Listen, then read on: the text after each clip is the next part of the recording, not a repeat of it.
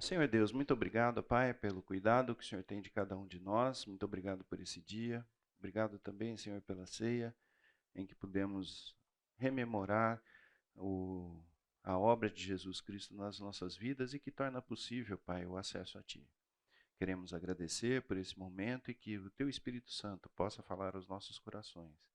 Que possamos aprender mais de Ti, Senhor, e ajustar os nossos focos, Pai, em relação à Tua palavra, em relação àquilo que é o Teu reino. E nos ajuda, Pai, a sermos Teus filhos e Te glorificar em todos os nossos caminhos. É o que pedimos em nome de Jesus. Amém. Muito bom. Eu queria começar falando a respeito de um assunto que tem tomado conta das redes sociais, das nossas vidas, das nossas conversas, que diz respeito às eleições. O governo mudou, mas tudo que a gente tem falado aqui nessa aula não mudou. E esse deve ser o nosso principal foco em relação a tudo que está acontecendo no nosso país. Quando Jesus veio e nos ensinou a respeito daquilo que seria o reino de Deus, em nenhum momento ele falou a respeito de política. Por que ele não falou a respeito de política? Porque se nós temos que ter bom ânimo, nós temos que ter bom ânimo em qualquer situação, em qualquer circunstância. Então, a minha palavra é uma palavra de incentivo para que a gente continue focando no que realmente importa. As circunstâncias virão. Como a gente tem conversado nesse curso, né? Deus usa as circunstâncias para mudar o nosso caráter e o compromisso dele é para que o caráter de Cristo seja presente nas nossas vidas. Isso independente das circunstâncias. Então, que isso seja uma palavra de estímulo para nós. Tem de bom ânimo, a despeito do que aconteceu, a despeito da tua vontade, a despeito de quem você votou, de quem deixou de votar, Deus continua sendo o mesmo. E as promessas dele também são as mesmas. Que a gente possa enxergar toda essa mudança de uma forma em que Cristo vem em primeiro lugar, em que Deus seja o soberano. Porque tudo, absolutamente tudo, está debaixo da vontade de Deus. Não é? Tem de bom ânimo. Muito bom. Na aula passada, eu comecei a falar a respeito de dos atributos de Deus e confesso para vocês que me pesou o fato da gente só ter citado e não ter gasto um pouco de tempo com isso. Então, eu queria retomar nosso bate-papo a partir disso, a partir dos atributos de Deus, né?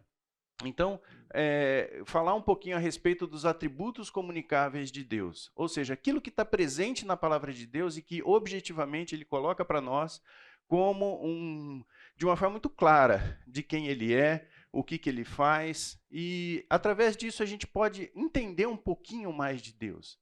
Lembrando que Deus não é algo que a nossa mente consegue entender na sua plenitude, mas a gente consegue ver vários atributos revelados através da palavra de Deus. E a gente se beneficia desses atributos. Então, não só a gente consegue aprender um pouco mais de Deus, mas como a gente consegue também viver experiências em que esses atributos são muito presentes na nossa vida, né? Então, primeiro eu gostaria de começar com esses atributos que estão colocados aí. Espiritualidade e invisibilidade. São dois atributos que descrevem o ser de Deus. Muitas vezes a gente fica pensando, mas de quem de fato é Deus, né? Como é que eu posso me relacionar com Deus se eu não tenho minimamente uma noção de quem é Ele? E a palavra de Deus nos fala a respeito disso. Vamos abrir em João 4:24, que diz que objetivamente Deus é Espírito. João 4:24.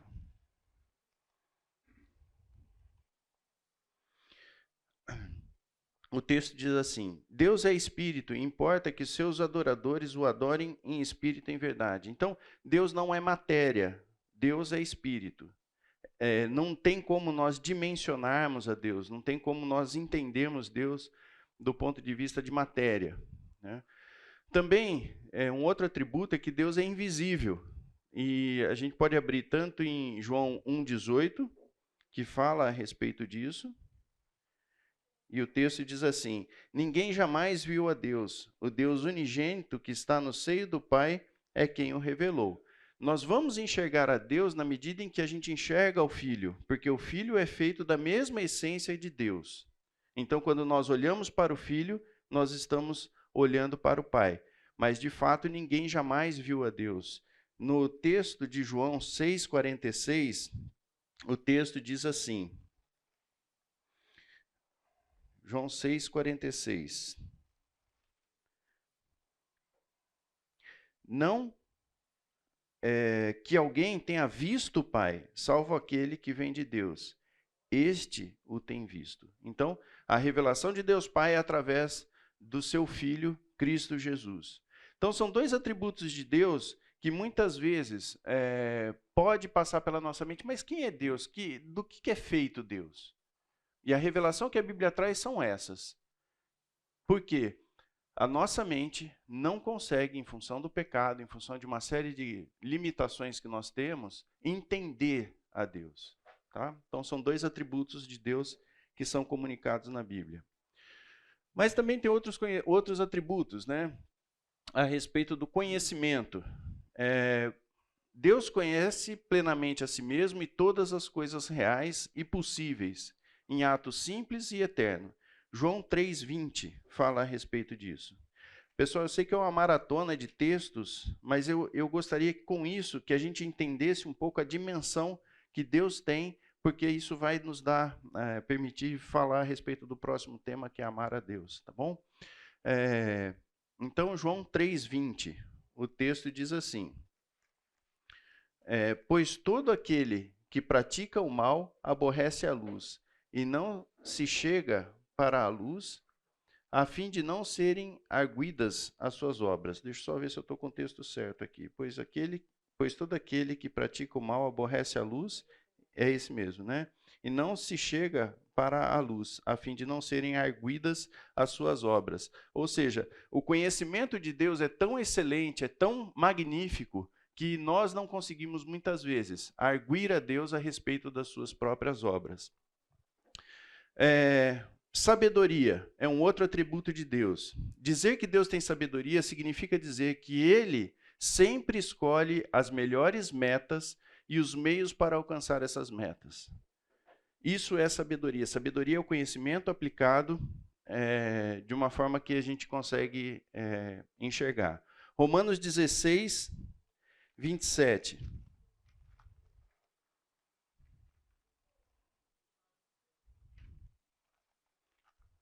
Romanos 16, 27.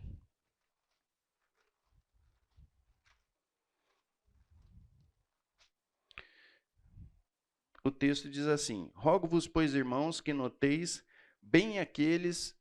Eu estou lendo certo? Não, estou lendo o 17 ao 27. Ao único Deus, sábio, seja dada a glória por meio de Jesus Cristo pelos séculos dos séculos. Então, a sabedoria de Deus ela é descrita na Bíblia em vários textos. Esse é apenas um dos exemplos. Tá? Então, esse é um atributo que a Bíblia traz de maneira muito clara para nós a respeito de quem é Deus. Deus é também veracidade. A veracidade divina implica que Ele é o Deus verdadeiro, que todo o seu conhecimento e todas as suas palavras são ao mesmo tempo verdadeiras e o parâmetro definitivo da verdade. Em épocas em que a gente tem filosofias falando a respeito da verdade, que a verdade ela é relativa, né, a pós-verdade, isso para nós é um alento. Quer saber qual é a verdadeira verdade? Né? Não sei se isso existe, mas quer saber qual é a verdade absoluta? É Deus. Não existe verdade relativa. A verdade está aqui, na palavra de Deus. O texto de João nos fala isso. João 17, 3. O texto diz, a vida eterna é essa, que te conheçam a ti, o único Deus verdadeiro, e a Jesus Cristo, a quem enviaste. Existem vários textos falando a respeito disso. Esse é só um exemplo. Deus é o Deus verdadeiro. E isso para nós é motivo de grande alegria. Outros atributos de Deus. A bondade. A bondade de Deus implica de que Ele é o parâmetro definitivo do que é bom. E tudo o que faz é digno de aprovação. Aonde nós vemos isso? Salmo 106, 1.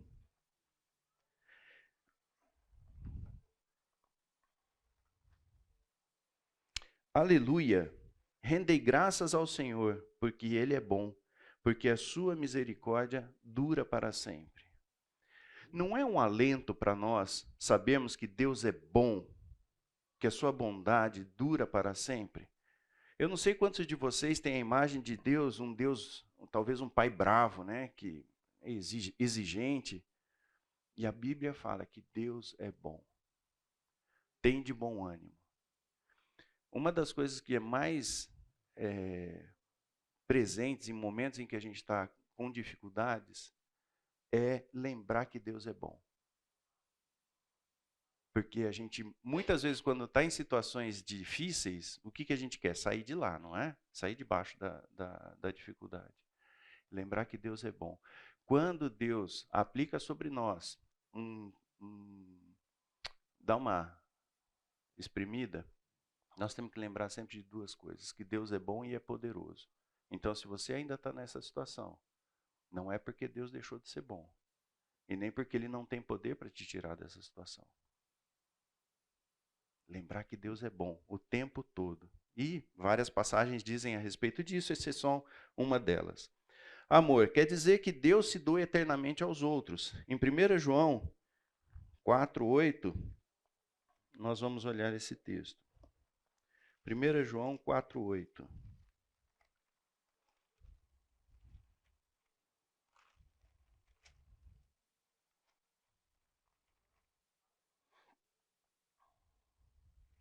O texto diz assim: aquele que não ama não conhece a Deus, pois Deus é amor. Deus é amor. É um dos atributos que estão revelados na Bíblia a respeito do próprio Deus. Misericórdia. A misericórdia de Deus é a bondade divina para com os angustiados e aflitos. Graça de Deus, que também é traduzido por misericórdia, é a bondade divina para com os que merecem castigo e não o têm. A paciência de Deus, que também é traduzido como misericórdia, é a bondade divina nos sustar a punição daqueles que persistem no pecado por determinado tempo. Então, quando a gente fala a respeito de misericórdia, nós temos que considerar esses três aspectos. Primeiro aspecto, em relação a angustiados e aflitos, em que Deus traz o refrigério. Esse é um aspecto da misericórdia de Deus. O segundo aspecto, para aqueles que merecem o castigo. E Deus, na sua misericórdia, livra do castigo. Merecido, mas livra do castigo. E a terceira é a paciência que Deus tem quando nós estamos em pecado e ainda assim Ele não traz a cabo aquilo que de fato nós merecemos. O nosso Deus é um Deus bondoso, é um Deus amoroso, é um Deus misericordioso. Três aspectos relacionados ao próprio Deus. Deus é um Deus santo. Onde que nós vemos isso? Em Isaías 6:3 é um dos exemplos.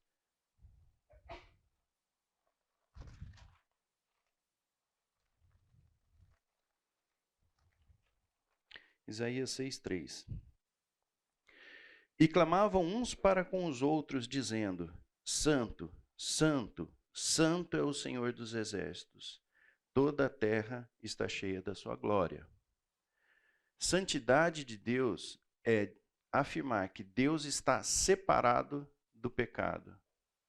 E, por estar separado do pecado, ele traz em si a sua própria glória e a sua própria honra. Então, em relação ao pecado, Deus é santo, 3 vezes santo. É outro atributo que a Bíblia traz para nós com bastante clareza. Deus é um Deus de paz. 1 Coríntios 14:33.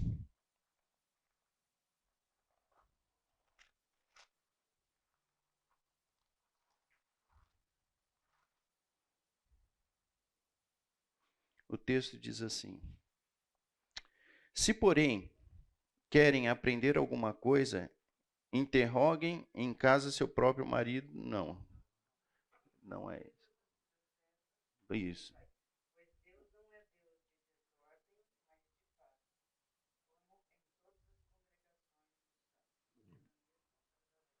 Obrigado, Patrícia.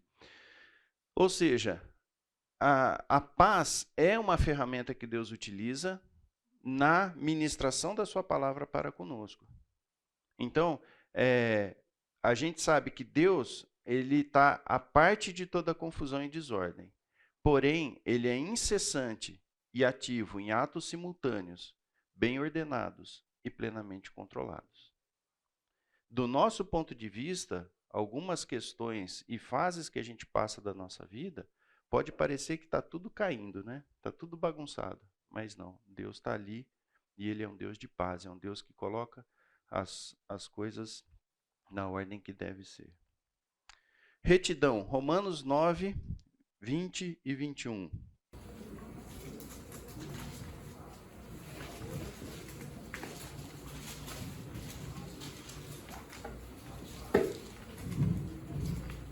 Mas, ó Deus, quem és tu, que a Deus replicas? Porventura a coisa formada dirá a réplicas? Porventura a coisa formada dirá o que formou. Por que me fizeste assim? Ou não tem oleiro poder sobre o barro para a mesma massa fazer um vaso de honra e outro para desonra? Deus, a retidão de Deus sempre age segundo o que é justo e que Ele mesmo é o parâmetro definitivo de justiça. Então, embora a gente muitas vezes passe por questionamentos, a gente tem que se apegar muitas vezes a esse atributo de Deus, de que Deus é reto, de que Deus é justo. Mesmo que no nosso ponto de vista, a gente vacile em alguns momentos em relação à própria justiça, porque a gente se vale daquilo que é o nosso conceito de justiça, muitas vezes, para tentar questionar a Deus a respeito daquilo que tem acontecido, né? Mas Deus é reto. Zelo, Êxodo 34, 14.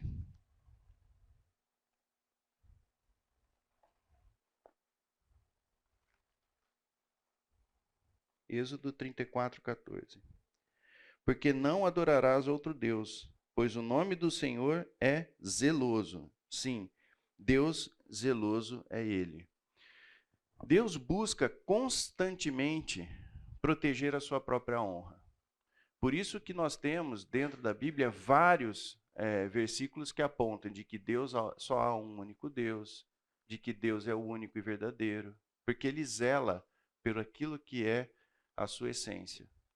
Quando a gente ouve falar a respeito de santificado seja o teu nome, que o Fernando inclusive tem falado a respeito disso, nós podemos envergonhar a Deus através da nossa atitude, através da nossa conduta. Mas o nome dele, independente do que você faça, ele é quem ele é.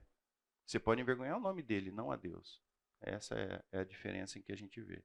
E Deus é um Deus zeloso. Quando ele fala a respeito da destruição do povo que habitava na terra prometida, ele fez isso por zelo do seu próprio povo, né? E do seu nome. E ira, Deus odeia intensamente o pecado. Então, a convivência de Deus e o pecado simplesmente não existe. E Deus se ira quando está diante do pecado. Outros atributos. Vontade.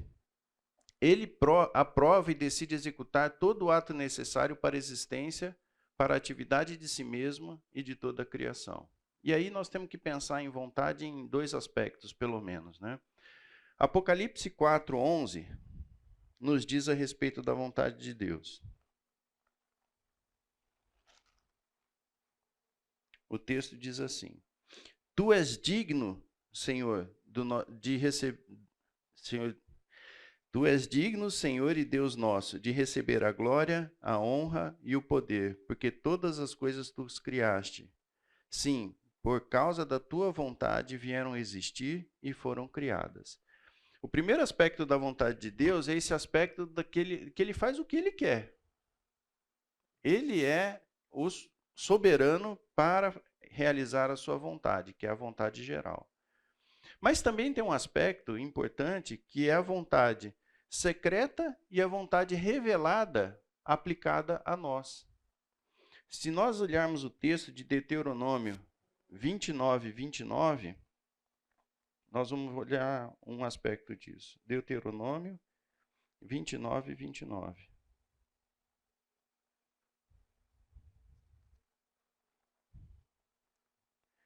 Se alguém achou, pode ler, por favor.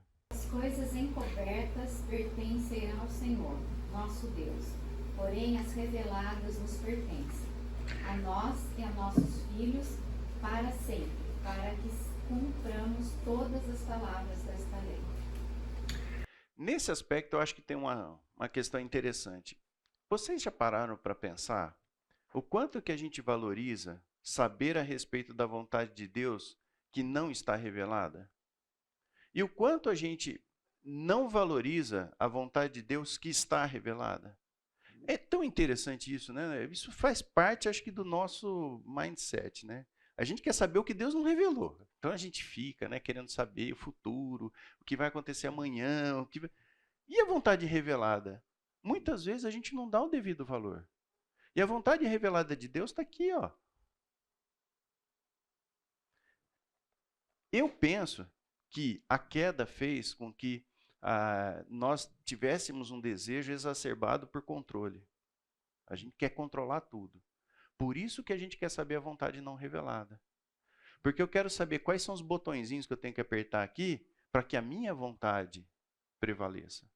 Isso é desejo de controle. E muitas vezes a gente quer a vontade que Deus não revelou e despreza, muitas vezes, a vontade que Deus revelou. E aí, em vários aspectos, né? Educação de filhos, relacionamento marido e mulher, trabalho, finanças. Deus é tão rico em revelar qual é a sua vontade para os mais diversos aspectos da nossa vida.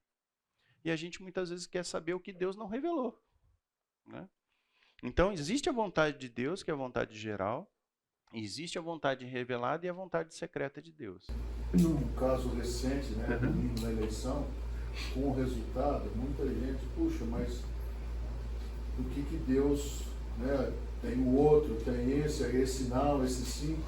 E eu falei para muita gente, primeira coisa, não adianta ficar procurando por que toda autoridade é estabelecida por Deus. Exatamente. Vamos mudar de assunto, porque não adianta você tentar descobrir, mas como ele não permitiu, se está tudo desse lado seria bom, desse lado é ruim, vice-versa, toda autoridade, essa é a verdade que a gente sabe. É a vontade revelada. Exatamente. Agora, por que não? Por que sim? Por que... E Lucas, eu acho que é uma coisa muito interessante, porque a gente perde um pouco a perspectiva, né? Quando a gente fala de bom ânimo, a gente fala assim, não, eu vou ter bom ânimo nas circunstâncias que eu considero melhor. Não. O bom ânimo é quando as coisas não vão bem. É aí que você se vale do bom ânimo. Lembra que bom ânimo é traduzido como muita coragem. O bom ânimo não é uma questão motivacional, né? Palestrante que vai lá, te dá aquela energia de... Não. Bom ânimo é ter muita coragem. E vamos ser sinceros, né? Sendo um cristão, filho de Deus, no ambiente em que a gente vive, nós precisamos de muita coragem. E eu não sei se vocês percebem, né, um movimento crescente de combate aos princípios bíblicos. Isso é tão claro, não é? Então, nós temos que ter muito bom ânimo, que significa muita coragem de se posicionar, muitas vezes, né? Mas também muita coragem de se submeter, de obedecer. Você precisa de muita coragem para obedecer a Deus em momentos em que aquilo que Ele está pedindo não faz muito sentido. Por exemplo, o respeito às autoridades para determinados grupos, né, que entendem que aquele governo que está aí não é o governo melhor, mas você precisa ter muita coragem para obedecer a Deus debaixo de uma autoridade em que você entende que não é a melhor. Mas ainda assim, você permanecer com testemunho, você permanecer firme na busca pela unidade do corpo de Cristo. E tantos outros aspectos que são mais importantes do que, de fato, quem está no governo. aquilo que nós temos que passar. Nós vamos passar, gente. Mas a gente pode passar de duas formas: tendo bom ânimo, tendo muita coragem, se submetendo a Deus, entendendo que Ele é o princípio de todas as coisas, ou passar reclamando, né? Revoltado. Então, não é isso que Deus espera de nós. Mas é isso aí, temos que continuar em frente, né? Então a vontade de Deus tem isso: tem a vontade revelada, que está revelada através da sua palavra, e tem a vontade secreta, que pertence a Ele, que Ele não quis, por razões única e exclusivamente deles, revelar para nós. Ele também é um Deus que dá liberdade. Ele tem liberdade. Em Salmo 115, 3, nós vamos ver um texto dos vários que existem falando a respeito disso. Salmo 115, versículo 3.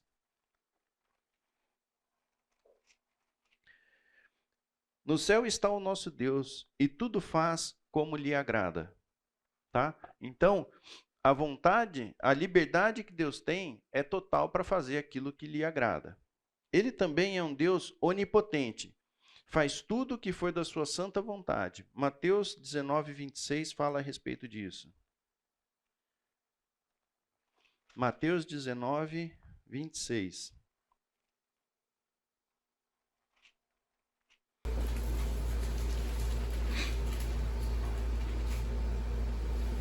E Jesus, olhando para eles, disse-lhes: aos homens é isso impossível, mas a Deus tudo é possível. O que Deus quer dizer com tudo é possível? Está faltando alguma coisa aí? Não. Não, tudo é tudo. Tudo é possível. Né? Então, Deus é poderoso o tempo todo. Né? Perfeição, Deus também comunica esse atributo na sua palavra. Mateus 5,48. Está pertinho aí, né?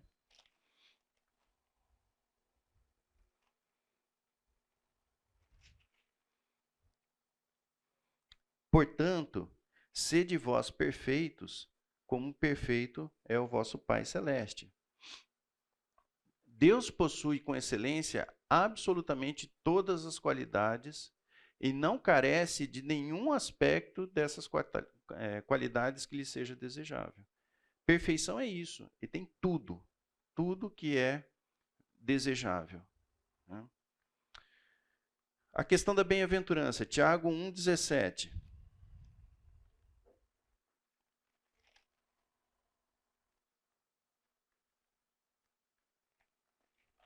Tiago 1, versículo 17. Toda boa dádiva e todo dom perfeito são lá do alto, descendo do Pai das luzes, em quem não existe variação ou sombra de mudança. Tudo que é bom, tudo aquilo que é perfeito, vem de Deus. Por isso que é bem-aventurado. Bem-aventurado é agraciado, né? É aquele que se deleita plenamente consigo mesmo e com tudo que reflete o seu caráter. Essa é uma característica do próprio Deus. Né? Um outro atributo, beleza. Salmo 27, 4.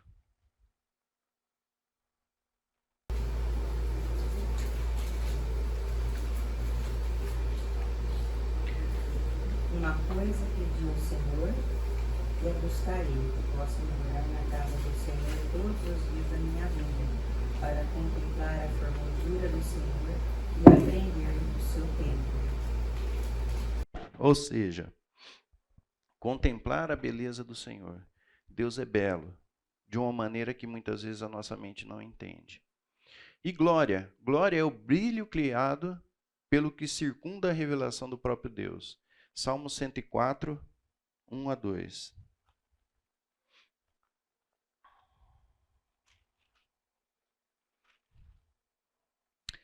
Bendize a minha alma ao Senhor.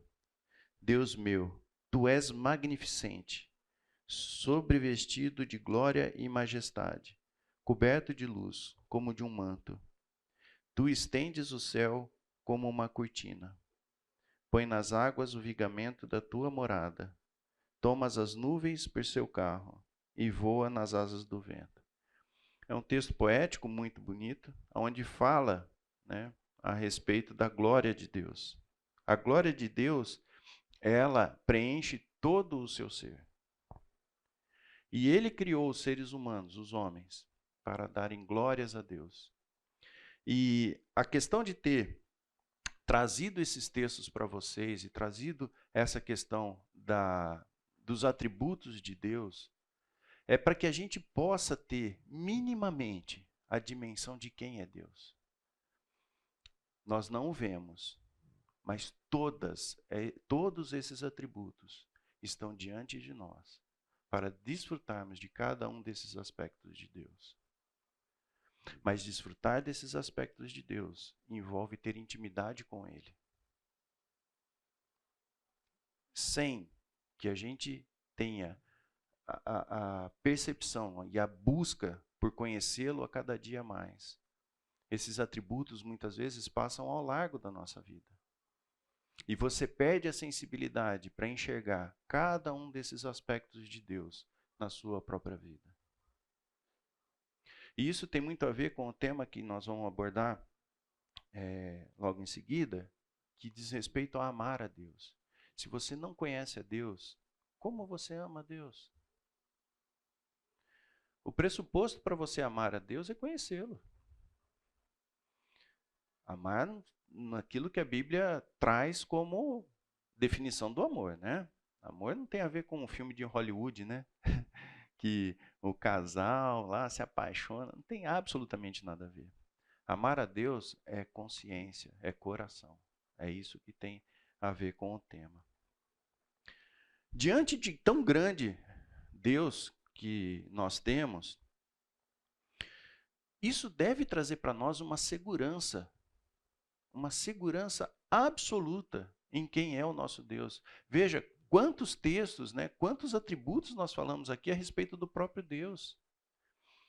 Isso deve gerar em nós uma segurança adicional. Em Lucas 22:31,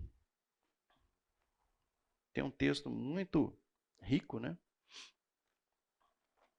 que fala a respeito disso. Lucas 22:31.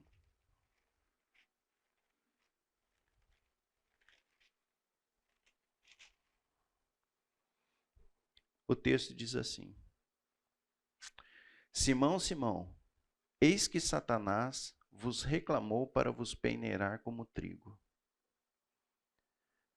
Satanás está pedindo para Deus para peneirar Simão Pedro.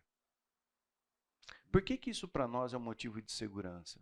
Porque Satanás não faz o que ele quer, não. Para ele peneirar Pedro, ele teve que pedir para Deus. E Deus deixou. Né? Então, esse Deus maravilhoso, que é o Deus que está conosco no dia a dia, é o Deus que proporciona essas coisas. Romanos 8:25-30.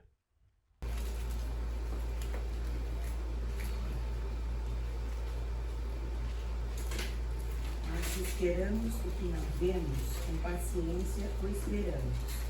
Da mesma maneira, também o Espírito ajuda nas nossas fraquezas, porque não sabemos o que havemos de pedir como convém, mas o mesmo Espírito intercede por nós, com gemidos inexprimíveis. E aquele que examina os corações sabe qual é a intenção do Espírito, e é ele que, segundo Deus, intercede pelos santos. Sabemos que todas as coisas contribuem juntamente para o bem de todos que amam a Deus, daqueles que são chamados por seu decreto. Porque os que antes conheceu também os predestinou para serem conformes à imagem do Filho, a fim de que ele seja o primogênito entre muitos irmãos. E aos que predestinou, a esses também chamou.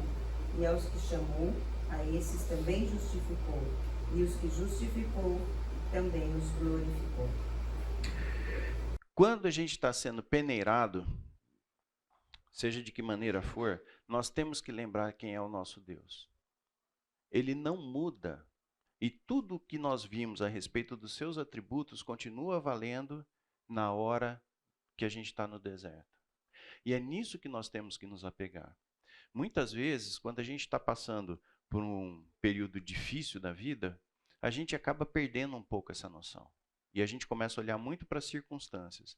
Lembra da passagem em que Pedro vai andar sobre as águas? O que aconteceu ali? Ele tirou os olhos de Cristo e começou a olhar as circunstâncias. E aí ele afundou. E isso muitas vezes é o que acontece conosco. Tem de bom ânimo, tem coragem. Olhem para Deus o tempo todo. E isso é um exercício, né? É um exercício de consciência o tempo todo de estar rememorando a respeito de quem Deus é. E conheçam a Deus. Peçam para Deus o conhecimento, porque Ele se mostra aos seus filhos, não é? Peça sem medo. Ele vai se revelar a você. Tá bom? Então, como essa parte, na outra aula, eu só citei os atributos, eu falei assim, poxa, mas se nós vamos falar a respeito de amar a Deus, não faz muito sentido a gente passar tão rápido por esses atributos. Porque se eu não tenho uma dimensão de quem é Deus e de tudo que Ele é capaz de fazer, muitas vezes eu perco a noção do amor a Deus, né? Eu começo a olhar Deus, sabe aquela questão que a gente falou também de Jó, né? Que antes eu te conheci de ouvir falar, agora meus olhos te veem. Se eu não sei quem é Deus, se eu não enxergo a Deus, eu perco muito daquilo que significa o amar a Deus. E para a gente começar o nosso bate-papo, eu queria lembrar dessa frase aqui. Pedro, você me ama? E que essa frase pudesse ecoar em cada um dos nossos corações. Maurício, você me ama? Né? Marcelo, você me ama? Lucas, você me ama? Pensa que Deus está falando com um dos seus apóstolos. Um homem que estava caminhando na fé, mas Deus sabia quem era Pedro. Que tinha negado a Deus 3 vezes. Um pouco antes, né? Quantas vezes a gente nega a Deus no nosso dia a dia? Negar a Deus pode não significar, muitas vezes, um confronto explícito a respeito da sua fé. Mas quantas vezes no nosso dia a dia nós negamos a Deus pela desobediência, pela falta de interesse, pela falta de prioridade? Quando muitas vezes no nosso dia a dia a gente coloca Deus como sendo alguém que vai atuar só no sobrenatural, não no nosso dia a dia. E a gente nega a Deus. Quando eu tenho que tomar uma decisão, né? Não, Senhor, pode deixar que isso daqui eu cuido. Fica tranquilo que aqui está em ordem, né?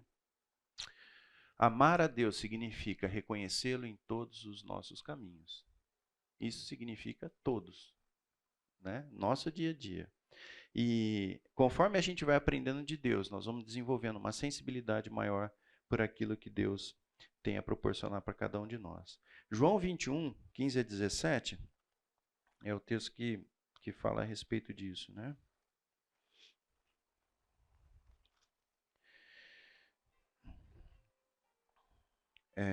O texto diz assim: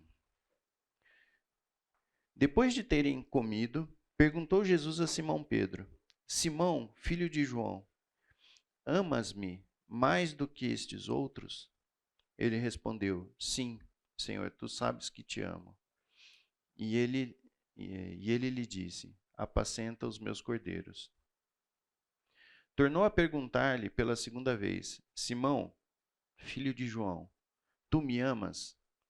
E ele respondeu: Sim, Senhor, tu sabes que te amo. Disse-lhe Jesus: Pastorei as minhas ovelhas.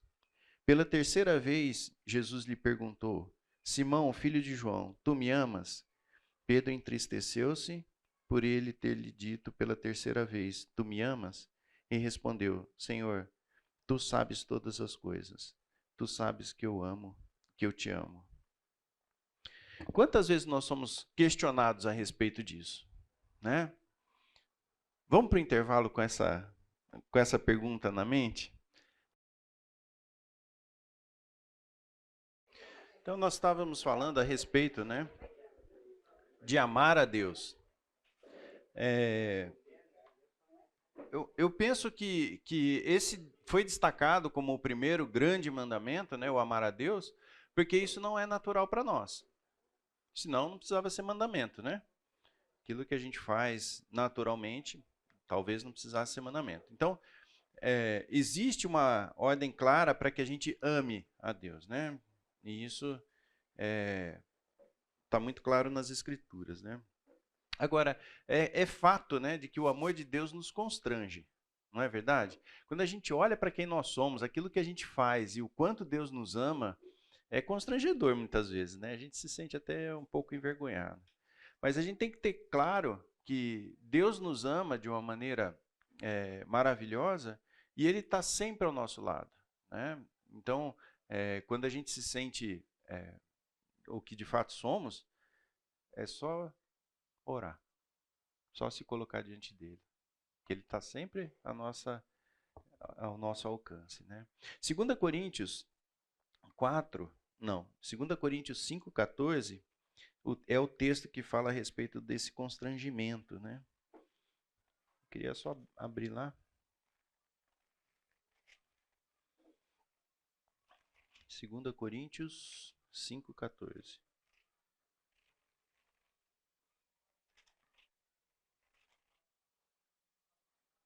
O texto diz assim: pois o amor de Cristo nos constrange, julgando nós isto, um morreu por todos, logo todos morreram. Então, esse constrangimento é fruto de sabermos quem Deus é e também saber quem nós somos.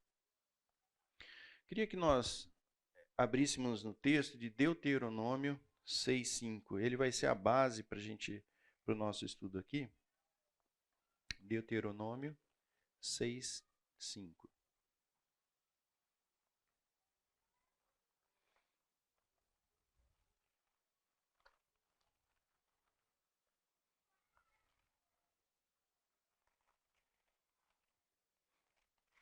É um texto bem conhecido, né? Amará, pois, o Senhor teu Deus de todo o teu coração, de toda a tua alma e de toda a tua força. Vocês lembram quando a gente falou a respeito da vida Zoe, que está num livro do Luiz Riscado, que é chamado Zoe Lógica, né? Quando o versículo traz para nós essas três características, ou da forma como nós devemos amar a Deus, é interessante porque existe um paralelo entre todo teu coração, diz respeito à nossa psique, toda a tua alma, vida Zoe, que é aquela que nos conecta com Deus, e toda a tua força, a vida bios, que é o nosso físico, nosso corpo, né? Então, isso traz para nós uma ideia de que o amor a Deus, ele tem que ser com dedicação total. E nesse momento, não importa muito qual das três você está considerando, mas tem que ser total. Lembra da ideia do óleo e da água e do café com leite? Café com leite, está tudo ali. A vida bios, a vida psique e a vida zoe. E tudo isso tem que estar apontado para amar a Deus. Um pouquinho mais para frente, em Deuteronômio 36, nós também vamos ver um aspecto interessante relacionado a isso. Deuteronômio 30, versículo 6.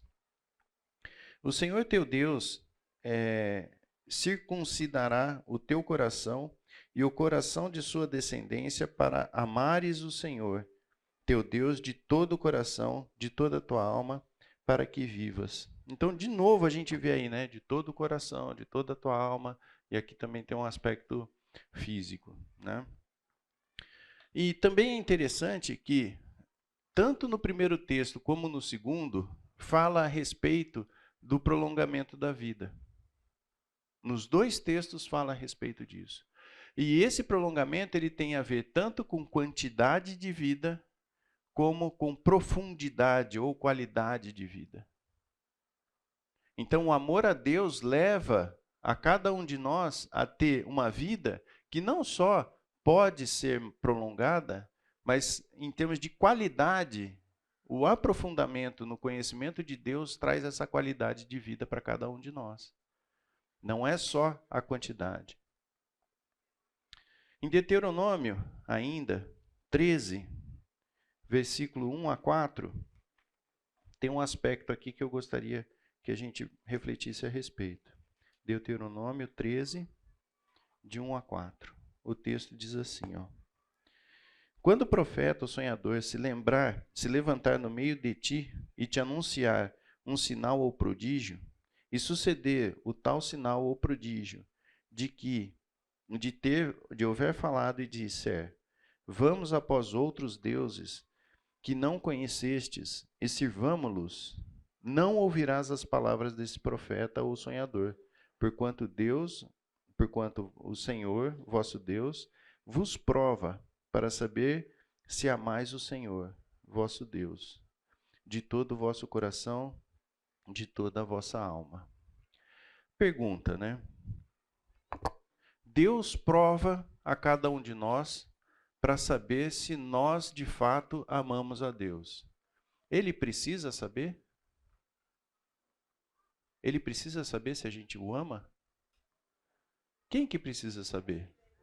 Nós mesmos. Então, em vários momentos, quando Deus nos prova, Ele está dando a oportunidade para nós enxergarmos o quanto nós amamos a Deus. E não o contrário, né? Ele sabe.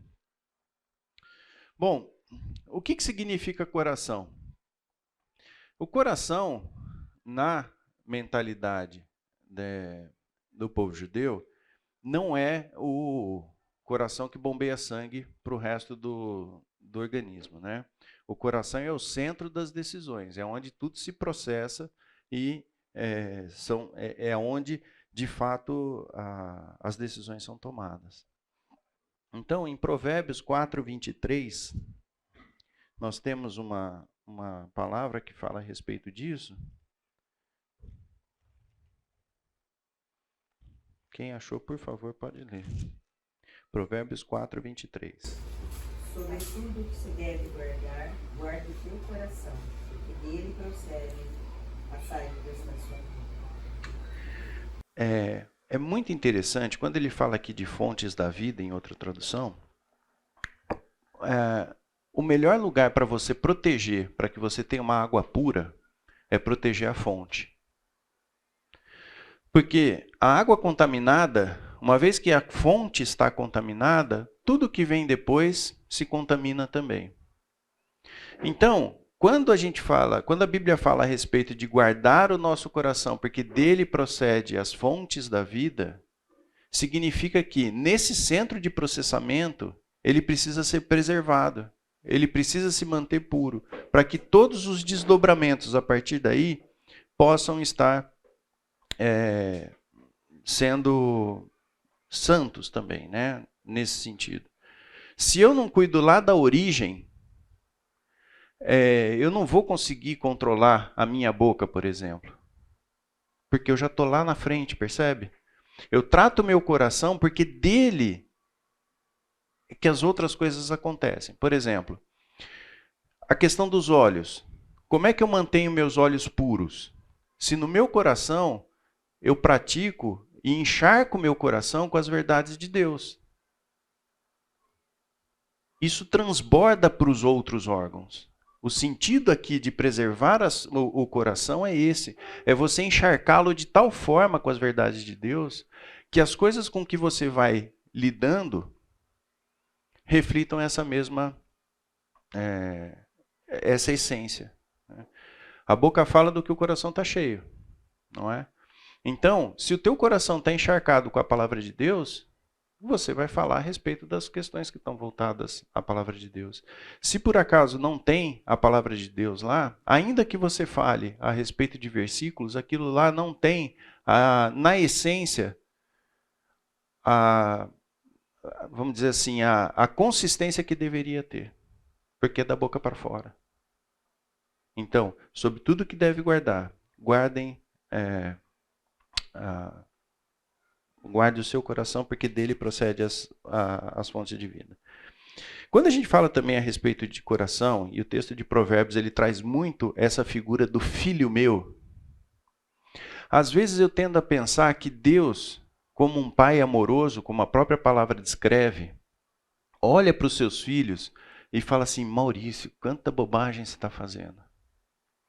E sabe, muitas vezes eu me recordo da mudança que houve na minha vida quando o Tiago nasceu.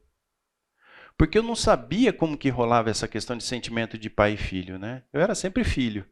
Quando eu fui promovido para pai, aí eu comecei a perceber, falar, tem umas coisas aqui meio diferentes, né?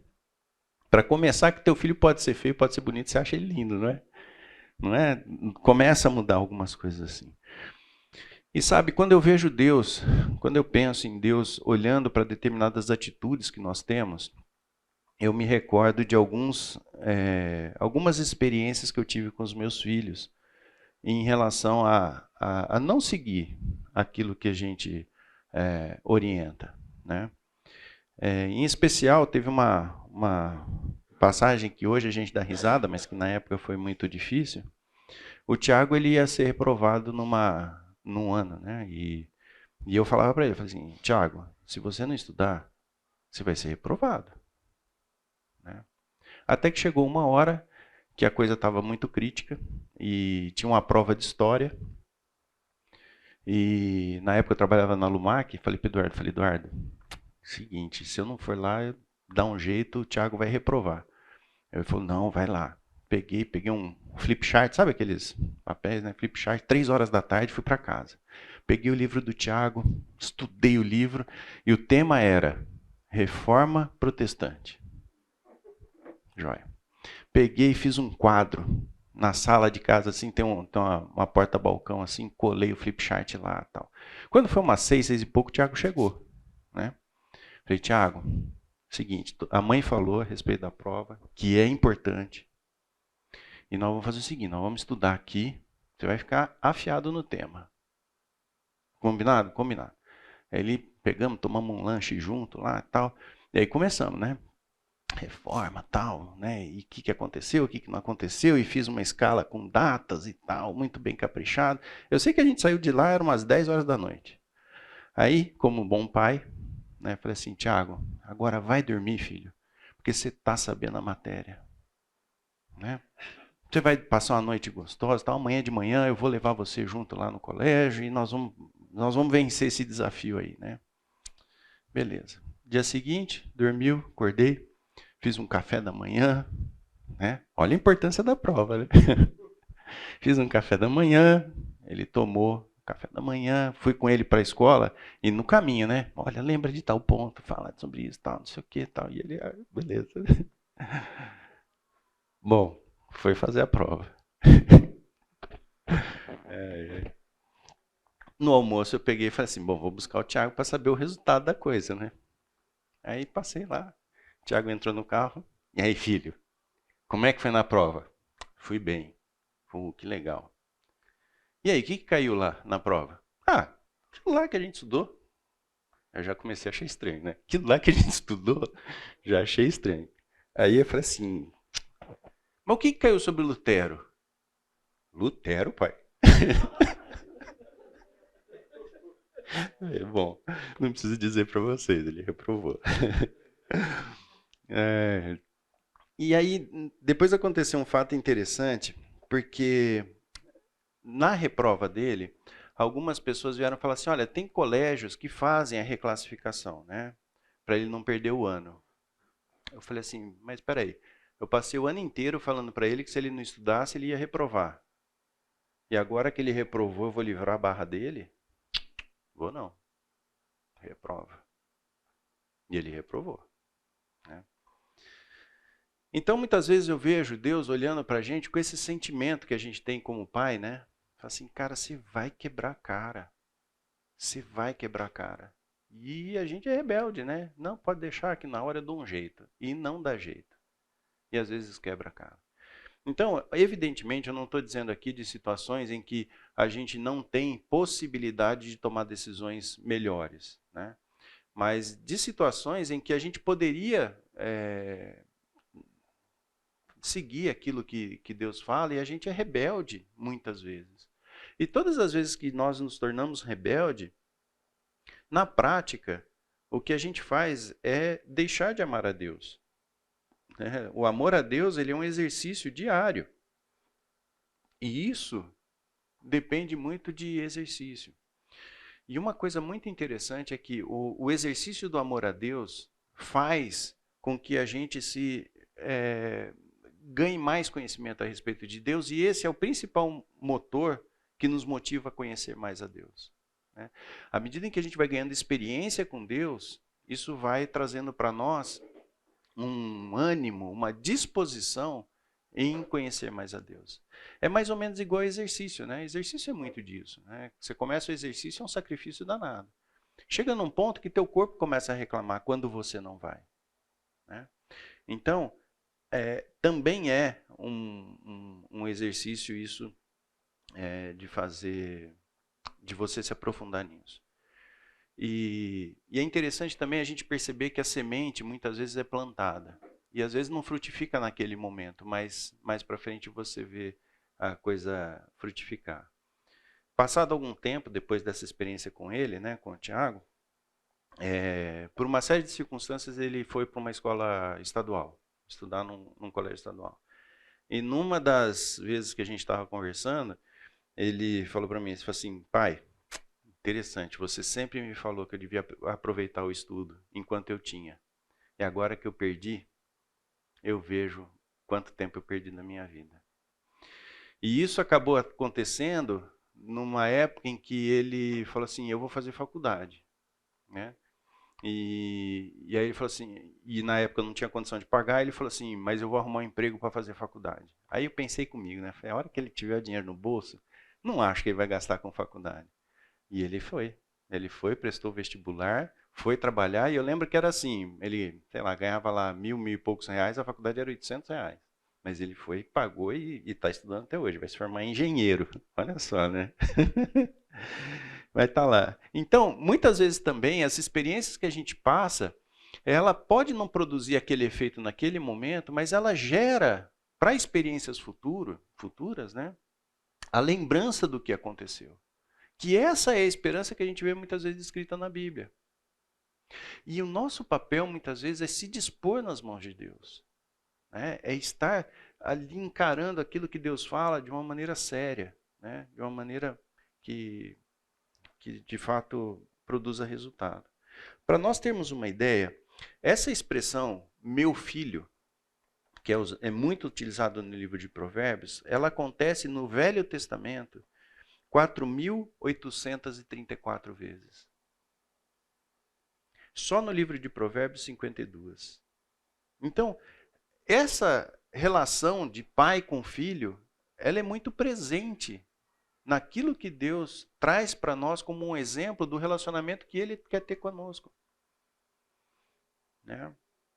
E muitas vezes a gente, como filho, né, a gente toma as nossas próprias decisões, a revelia do que Deus diz. E isso daí traz o seu preço também, né?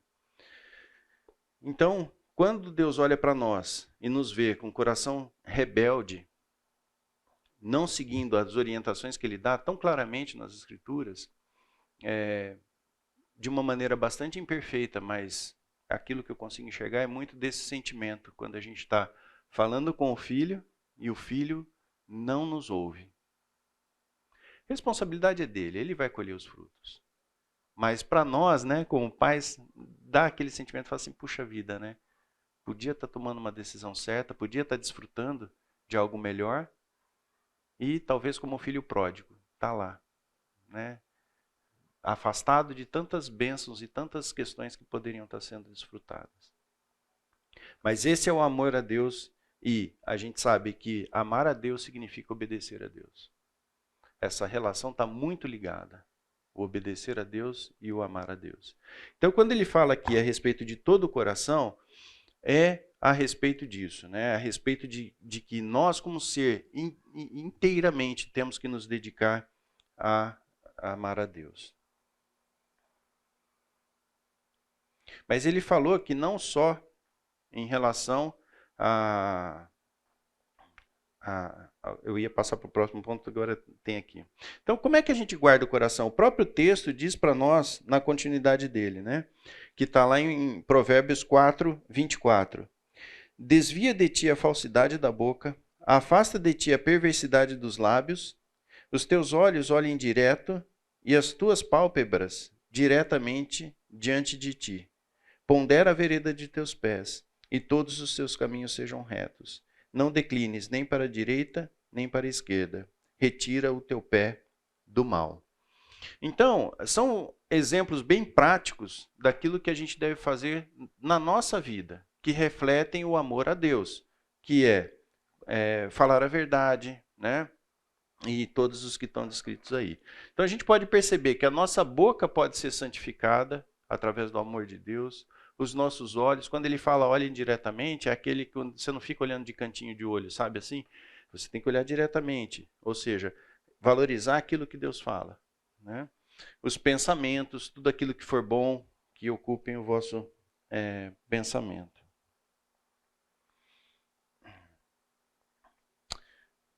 Quais são as consequências da desobediência, né? Um dos textos que fala sobre isso é Provérbios 5, 12 a 13, que fala assim, ó. Como aborreci o ensino e desprezou meu coração a disciplina, e não escutei a voz dos que me ensinavam, nem a meus mestres inclinei os ouvidos. Quase que me achei em todo mal, que sucedeu no meio da assembleia e da congregação.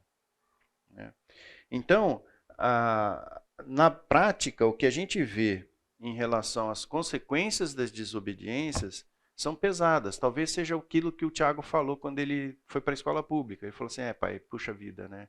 Você me falou tantas vezes para eu aproveitar, e hoje eu vejo o tempo que eu perdi.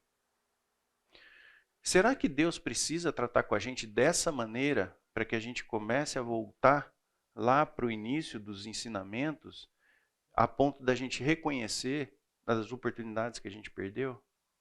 Por que a gente perde tantas oportunidades assim, né? Nós deveríamos fazer constantemente um exercício de resgate em relação àquilo que nos foi ensinado. Porque a sabedoria está na aplicação do conhecimento. E sabe, muitas vezes a gente vem para a igreja, aprende um monte de coisa, que na terça-feira a gente já não lembra de mais nada. Isso são oportunidades perdidas. E o amor a Deus, o amor à sua palavra, tem que ser tamanho em que a gente consiga exercitar a nossa mente, preencher a nossa mente com aquilo que de fato tem valor.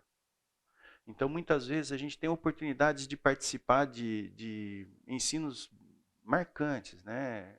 A gente tem um privilégio aqui na igreja de ter, de fato, um nível de exposição da palavra muito interessante. E muitas vezes a gente acaba não valorizando isso, né? Eu já falei isso para vocês aqui, né? Eu às vezes fico muito triste de ver que tem pessoas que assistem o culto no WhatsApp. Não sei se está comentando a respeito do próprio culto, né? Pode até ser, mas acho que não. Então, assim, aproveitar cada uma das oportunidades. É muito interessante porque quando a gente dá aula, a gente consegue passar uma fraçãozinha daquilo que a gente aprendeu. Mas é muito pouco, é muito pouco. Então, aulas como essa, como o culto, na verdade, são pontos que a gente levanta para que desperte em vocês o interesse de se aprofundar naquele assunto. Mas de forma alguma, isso daqui é... Não sei se... Sabe quando você vai no supermercado que a pessoa te dá aquele pedacinho de queijo? Que mal dá para você sentir o gosto? Talvez seja aquilo, né? É uma degustação, mas muito pobre, perto da riqueza que nós podemos ter com o estudo pessoal da palavra de Deus. E eu acho que o nosso papel como professores, principalmente da escola bíblica, é trazer o assunto para vocês de tal forma que você fala assim, puxa vida, né? Preciso saber mais a respeito disso. E aí isso despertar para um aprofundamento na palavra. É muito pouco. Aquela figura que o Fernando uma vez usou, né, que é a garrafinha aberta lá, ele joga um balde d'água, acho que é muito aquilo lá. Então, amar a Deus significa querer ganhar profundidade no conhecimento de Deus, de quem é Deus. Isso é amar a Deus. Para que o nosso coração transborde da sua própria palavra, para que a nossa boca fale a respeito das verdades de Deus a todo momento, né? Esse que é o caminho. Então, erramos por não conhecer o que poderíamos fazer, aonde a gente poderia chegar, né?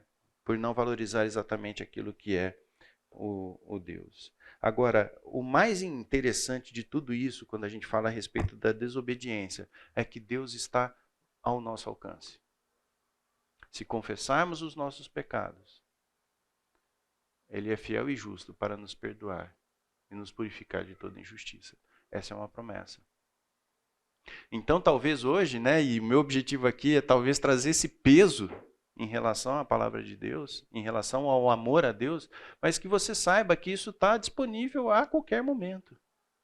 As misericórdias de Deus se renovam a cada manhã. Então, quando que é o tempo de você começar a uma vida séria com Deus? É agora, é já. Não perca tempo. Né? Nós falamos a respeito do coração, e aí ele fala a respeito de toda a tua alma. Né? E um texto, quando a gente fala a respeito da alma, que eu acho que é muito presente para nós, é Romanos 7, 15 a 25. Né? Vamos abrir lá? Romanos 7, de 15 a 25.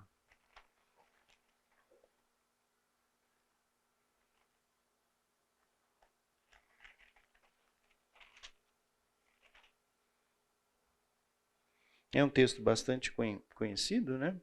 Mas eu gostaria de ler. Porque nem mesmo compreendo o meu próprio modo de agir, pois não faço o que prefiro e sim o que detesto. Ora, se faço o que não quero, consinto com a lei que é boa. Nesse caso, quem faz isso já não sou eu, mas o pecado que habita em mim. Porque eu sei que em mim, isto é, na minha carne, não habita bem nenhum. Pois o querer o bem está em mim, não porém o efetuá-lo. Porque não faço o bem que prefiro, mas o mal que não quero, esse faço. Mas se faço o que não quero, já não sou eu quem o faz, e sim o pecado que habita em mim. Então, ao querer fazer o bem, encontro a lei de que o mal reside em mim, porque no tocante ao homem interior, tenho prazer na lei de Deus. Mas vejo nos meus membros outra lei que, guerreando contra a lei da minha mente, me faz prisioneiro da lei do pecado que está nos meus membros. Desaventurado homem que sou, quem me livrará do corpo desta morte? Graças a Deus por Jesus Cristo, nosso Senhor, de maneira que eu, de mim mesmo, com a mente sou escravo da lei de Deus, mas segundo a carne, da lei do pecado. Então, quantos de nós não vivemos esse conflito? Né? Em que você ama a Deus, você estuda a palavra e você quer realizar aquilo que tem sido colocado diante de vocês.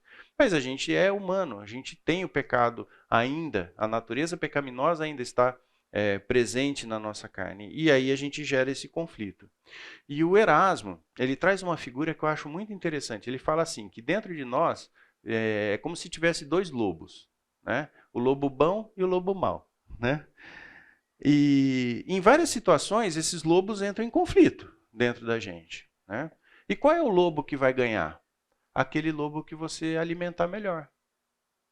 Se você se alimenta da palavra, se você se alimenta daquilo que é bom, o lobo bom muito provavelmente vai vencer. Se não, o contrário, quem vai ganhar é o lobo mau. E isso tem muito a ver com desenvolver a nossa salvação, que está lá em Filipenses 2, de 12 a 13. Né? Então, basicamente, um trecho que eu peguei do livro do Luiz, ele diz assim, ó, fomos feitos com uma estrutura que se modifica continuamente a partir das escolhas que fazemos em resposta às comunicações de Deus. Se respondemos bem, tornamo-nos capacitados para escolher melhor da próxima vez. E se escolhermos mal, teremos nossas faculdades espirituais, psicológicas e mesmo físicas prejudicadas para darmos os próximos passos. Então, é como se fosse uma espiral. Na medida em que você vai obtendo vitórias, você vai se credenciando para o próximo nível. Na medida em que você vai dando respostas contrárias àquilo que é a orientação de Deus, mais você caminha para se afastar de Deus. Essa é uma realidade nas nossas vidas. A gente vive esse conflito. Agora, qual dos lobos nós vamos alimentar? Né? Então, quando a gente fala a respeito de alma, que é tudo aquilo que não é o físico, né? a gente tem a ver com isso, tem a ver com a nossa mente, com a nossa capacidade de pensar. E é muito interessante também a gente perceber que isso tem a ver com maturidade, né? Qual que é a característica do jovem ou mesmo da criança? É o ímpeto, não é? Você dá um estímulo, na mesma hora ela responde. A maturidade faz com que esse intervalo entre o estímulo e a resposta exista um pensamento, existe uma consideração, que é numa fração de segundo muitas vezes, mas ela está presente lá. Então a maturidade faz com que, a partir do estímulo, a gente consiga responder melhor. Por quê? Porque a gente consegue dar aquela respirada antes de tomar uma ação efetiva. E nessa respirada é importante que a gente tenha conceitos, que a gente tenha a palavra de Deus presente na nossa mente, porque muitas vezes você vai se valer dela para você poder tomar a decisão. E a coisa acontece muito rápido, né? Tem determinadas circunstâncias da nossa vida que é muito rápido. Entender que entre o estímulo e a ação existem decisões que são tomadas ali e que ali precisa estar preenchido com a palavra de Deus, traz para nós a possibilidade de identificarmos quais são os gatilhos. Quando a gente fala a respeito de pecado, a gente tende a lembrar só dos 10 minutos antes do pecado, não é? Assim, não, mas eu pequei, mas olha, nossa, foi de repente. A maioria das vezes não é. A maioria das vezes do pecado, ele vem sendo nutrido. Vem sendo nutrido, até que chega uma hora que você cai. Por que a Bíblia fala que a gente deve fugir da tentação e resistir ao diabo? A gente inverte, né? A gente foge do diabo e fica lá brincando com a tentação. Fugir da tentação. Entender quais são os seus gatilhos. Vou dar um exemplo, talvez até meio simples demais. Eu tenho um problema com comida. Eu gosto de comer, né? Então eu não vou em restaurante que é assim, né? R$70, come o que quiser. Porque eu detono, né? E por quê? Porque isso não me faz bem. Então quais são os gatilhos que eventualmente você entra e que te fazem pecar? A maturidade tem que trazer para nós uma consciência de quais são esses gatilhos em diversos campos da nossa vida. Se determinada questão te leva no final do dia a pecar, antes de começar aquela situação, já se previna, fuja da tentação. Não fica brincando com ela. Você não é forte o suficiente para resistir às tentações, né? E se você tem falta de sabedoria, peça a Deus, que a todos dá livremente. Peça sabedoria. Fala, Senhor, eu não consigo enxergar os gatilhos. Toda vez eu estou caindo nesse pecado. Me ajuda a enxergar aonde que esse processo começa, para eu poder te honrar com a minha vida, né? Uhum. Sempre ganha. E é verdade mesmo, né? Nós temos uma tendência ao pecado e ela não some, né? A própria palavra fala a respeito disso. Nós somos inclinados ao pecado. A saída é encharcar o nosso coração com a própria palavra de Deus. 2 Timóteo 2:22.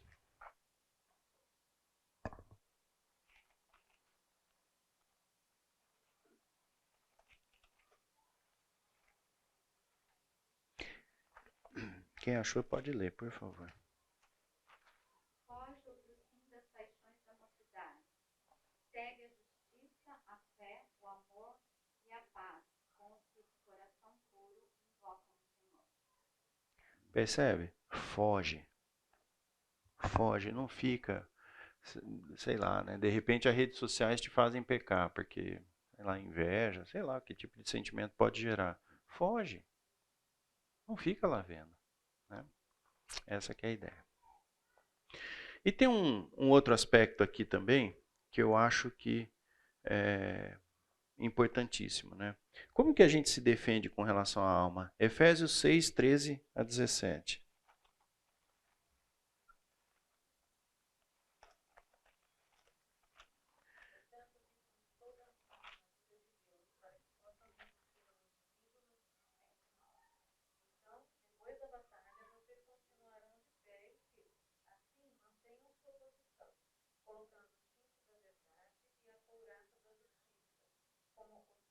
como calçados, usem a paz das boas novas, para que sejam inteiramente preparados.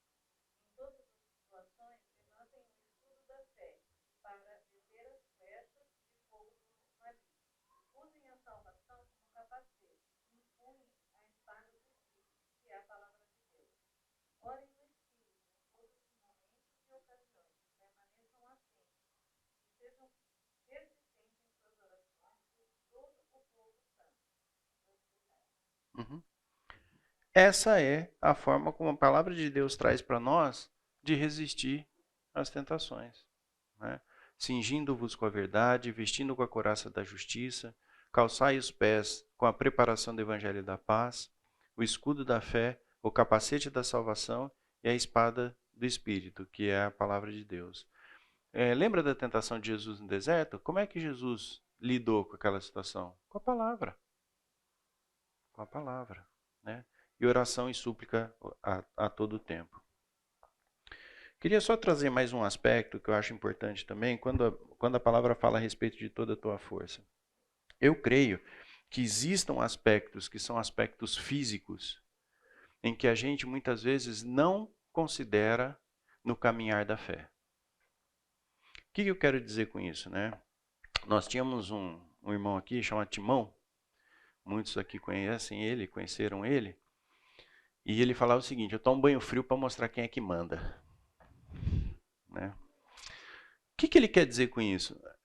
Gente, o corpo nosso, ele precisa estar disciplinado para um bom serviço a Deus.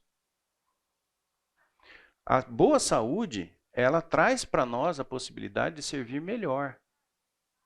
Disposição, memória, raciocínio. Isso tem a ver com aspectos que são físicos.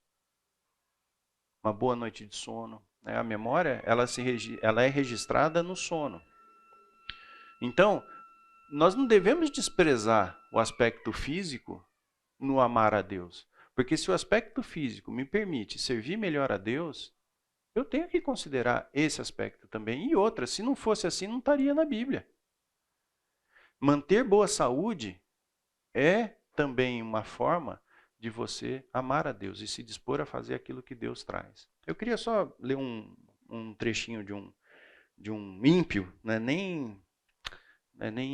mas eu acho que o conceito que ele traz é legal. Ele chama Carlos Sicupira, ele é um dos fundadores da Ambev. Ele disse o seguinte: o pessoal questionou ele o seguinte, fala assim, mas escuta, você sempre teve uma rotina de saúde, esportes, tal, e fundou a Ambev, né? Um cara que, isso é uma coisa que provavelmente ele não teria era tempo, né? E ele disse o seguinte: eu sempre pensei assim, 80% das questões que têm potencial para me preocupar não acontecem. Então, eu preciso estar na minha melhor forma física e mental para cuidar dos 20% que de fato eu vou ter que encarar. O que ele está dizendo? Muitas vezes, quando a gente entra no campo de batalha espiritual, quando a gente entra no campo de testemunho, ali a gente precisa estar 100% preparado, física e mentalmente, para poder enfrentar aquilo que de fato o mundo vai nos desafiar. Muitas vezes você vai ter que pregar, você tem que estar disposto. Você vai vir para o culto, você tem que estar disposto para vir para o culto. Você vai assistir uma aula, você tem que estar descansado para aprender mais a respeito daquilo, percebe? Então, quando a gente fala de amar a Deus, nós não podemos perder de vista esses três aspectos. É o coração, é a alma e é também a força. Dessa forma, a gente consegue amar a Deus com muito mais efetividade. Tá bom? Vamos orar? Senhor Deus, muito obrigado, Pai, por esse período de estudo. Quando contemplamos a Tua grandeza, Pai, de fato ficamos constrangidos e sabemos, ó Pai, que temos muitos desafios no que diz respeito à nossa conduta como cristãos, mas sabemos também, Senhor, que o Senhor é um Deus poderoso, um Deus amoroso, que mostra, Pai, a cada um de nós o caminho que devemos seguir. Que o Senhor possa nos estimular, ó Pai, a Te buscar em espírito e em verdade, que possamos ter uma vida santa diante do Senhor, Pai. Ajuda-nos, ó Pai, porque precisamos de Ti. Não somos nada sem o Senhor, Pai. E abençoe que possamos estar caminhando na santificação de acordo com a tua vontade e sempre, Pai, sempre colocando o Senhor em primeiro lugar. Abençoa-nos em nome de Jesus. Amém.